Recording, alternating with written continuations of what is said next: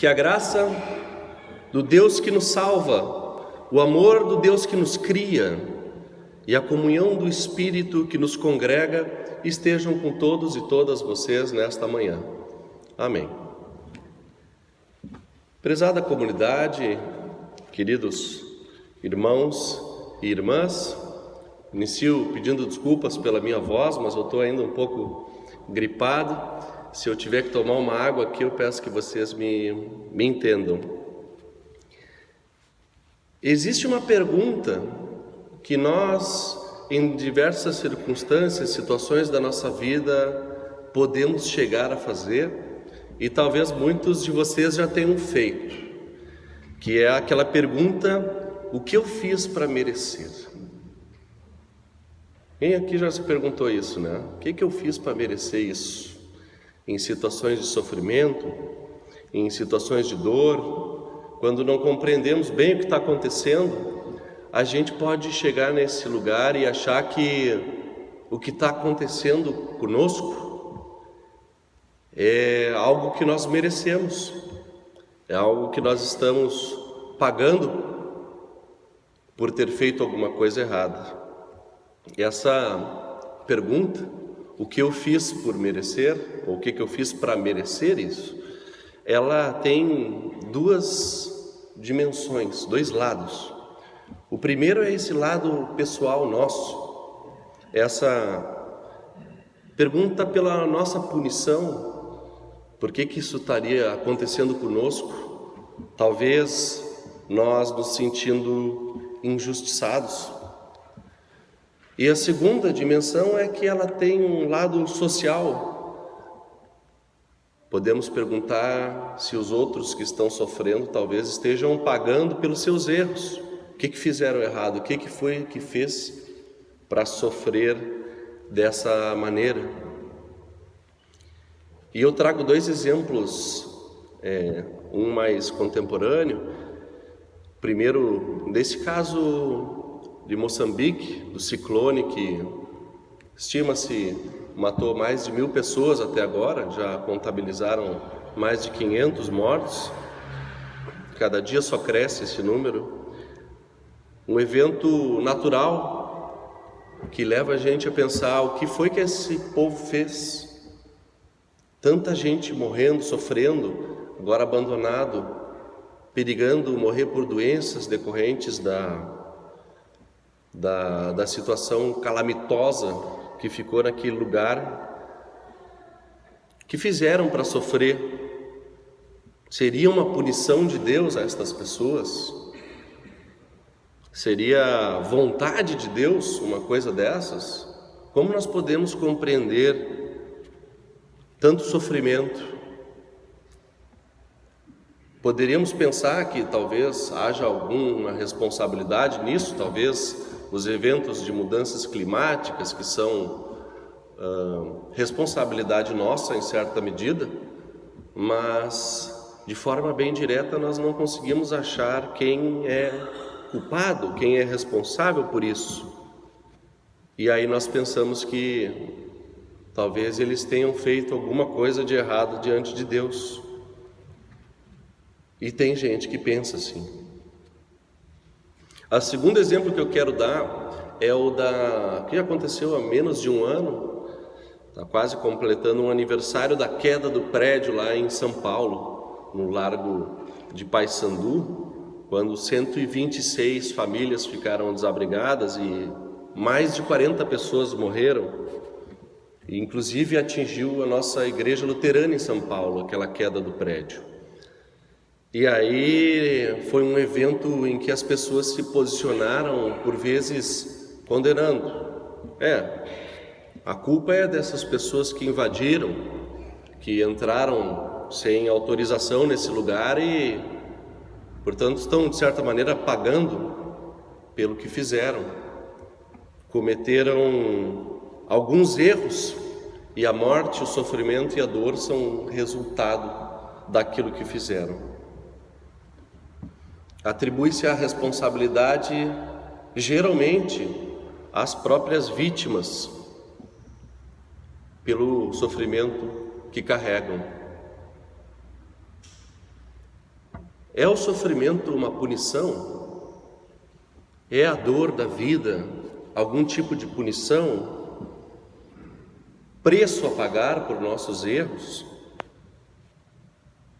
Esse excesso de notícias ruins que nos avassalam diariamente, eles nos levam quase a desenvolver uma falta de empatia, uma falta de cuidado, uma falta de solidariedade com gente que sofre com tantas catástrofes, num dia uma coisa, no outro dia outra, e a gente vai vendo isso tudo e vai se desensibilizando.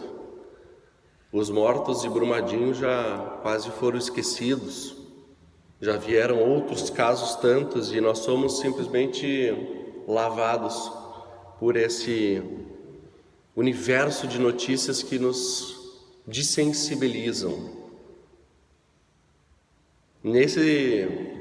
Nessa circunstância, por vezes, aflora uma condição de juízes que nós temos. Nós julgamos as situações que observamos. Julgamos de acordo com uma lógica nossa, que é a lógica da meritocracia. A gente olha e diz, olha, está pagando pelo que fez, está recebendo aquilo que merece. E por vezes essa lógica pode nos levar a um pensamento muito perigoso, que é o da autojustificação.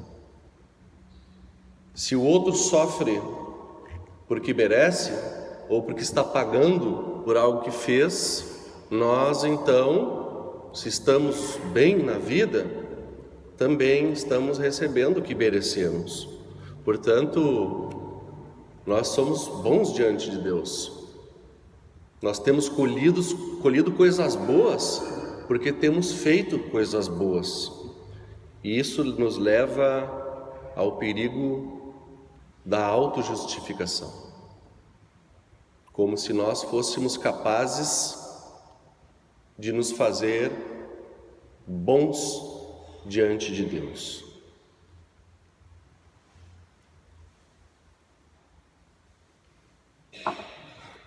O Evangelho de Lucas, que nós lemos, ele traz duas passagens diferentes. Primeiro é um diálogo com Jesus, não se estabelece bem claramente com quem que ele estava falando. Provavelmente algumas pessoas da multidão que acompanhavam sempre os seus discursos, estavam ouvindo os ensinamentos de Jesus e perguntaram sobre dois casos que aconteceram naquele tempo. Primeiro foi um caso que aparentemente, como relata Lucas, ocasionou espanto, que Pôncio Pilatos haveria mandado matar alguns galileus enquanto ofereciam sacrifícios. Estavam no templo oferecendo sacrifícios e os militares do Império Romano, seguindo as ordens de Pôncio Pilatos, teriam entrado e matado aqueles galileus. Ora, nós sabemos que Pôncio Pilatos era um governador intolerante. Ele não tolerava nenhum tipo de oposição e ameaça ao seu governo e, portanto, é de se compreender que Pôncio Pilatos possa ter mandado matar aquelas pessoas enquanto estavam no templo. Seria esse o caso de aquelas pessoas estarem pagando por seus erros? Perguntam os discípulos. Estariam pagando pelos seus pecados por terem se envolvido com essa revolta armada contra o Império Romano? Estariam pagando com justiça pelos seus erros? Perguntam os discípulos. O segundo caso é um desastre, aparentemente sem motivação alguma, um desastre. Uma torre caiu em Siloé e matou 18 pessoas. Sem razão aparente, os discípulos perguntam: por que morreram, Jesus? Será que fizeram alguma coisa errada? estariam sendo punidos por seus pecados. E talvez alguns estivessem esperando que Jesus dissesse sim, porque também nós continuamos pensando dessa maneira até hoje, que quem sofre paga por seus erros. Quem passa pela dor expurga de alguma maneira os seus próprios pecados. Jesus não faz isso. Jesus iguala todas as pessoas. Jesus não diferencia entre aqueles que merecem sofrer e os que não merecem. Jesus não atende a estes anseios das pessoas que acham que são justas e por isso não sofrem. Jesus se espanta com aqueles que não reconhecem o sofrimento do outro, que querem atribuir esse sofrimento a uma espécie de culpa, e ele nos lembra, com palavras duras, de que o juízo vem para todas as pessoas.